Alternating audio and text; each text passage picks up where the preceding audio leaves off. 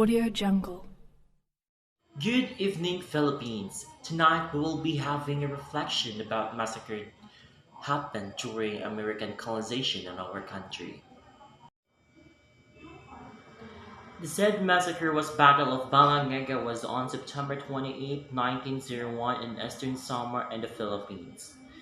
Tonight, a big revelation of real story behind. Why? How this bloody massacre happened during Philippines-American War. Just seconds after washing. Ang germs. Balik sa kamay. Balik sa kamay. Switch to Safeguard. Not only removes germs, but helps protect even after wash. Protected longer. Basta Safeguard safe.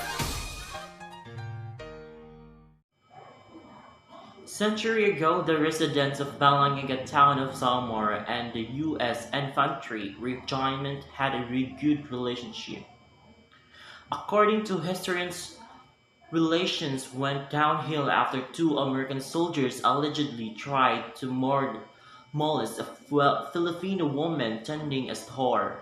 When locals came to the woman's defense, the soldiers wanted revenge. Since then, people in the Balangiga were subjected to forced labor and detention with only little food and water. The locals also protested the move of the U.S. garrison to cut food and other supplies in the town of Balangiga.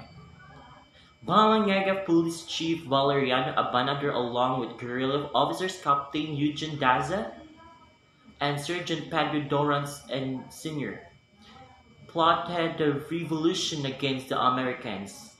As a historian said, Stuart Myler in his book Benevolent Assimilation. Balangiga men disguised as women hid weapons inside small caskets which were brought to the church under the pretext that cholera epidemic had killed many children. Reinforcements from neighboring towns also entered Balangiga several days before the attack under the guise of preparation for fiesta. The massacre was executed on September 28, 1901, during the supposed funeral procession for children killed by cholera. Abanador initiated the first strike by shooting an American. At least 48 out of the 78 American soldiers were killed during the surprise attack. The following day, American forces decided to retaliate. General Jacob H. Smith vowed that would turn the town into a howling wilderness, earning him the nickname of Howling Jack. As he said, I want no prisoners. I wish to kill and burn. The more you kill and burn, the better it will please me. I want all persons killed who are capable of being armed in actual hostilities against the United States, Smith said. Smith's remark became even more infamous when he instructed his men to kill everyone over 10 soldiers, also burned and looted the villages in Balangiga. The killings did not end there, as the U.S. continued to enforce a scorched earth policy until 1902, which meant the total destruction of the town and its people. There is no exact estimate of the number of Filipinos killed.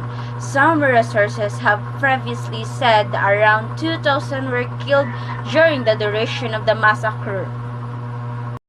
Recent study by the Balangiga Research Group found that most soldiers countermanded the kill and burn order, which meant that some soldiers refused to claim innocent lives and resorted only to destruction of homes and livelihood.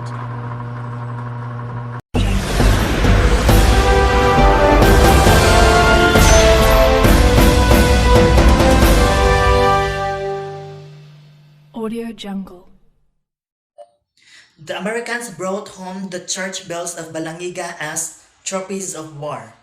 Two are under the custody of U.S. troops in the trophy park of the Francis E. Warren Air Force Base in Woming, while the other is with the US military unit in South Korea.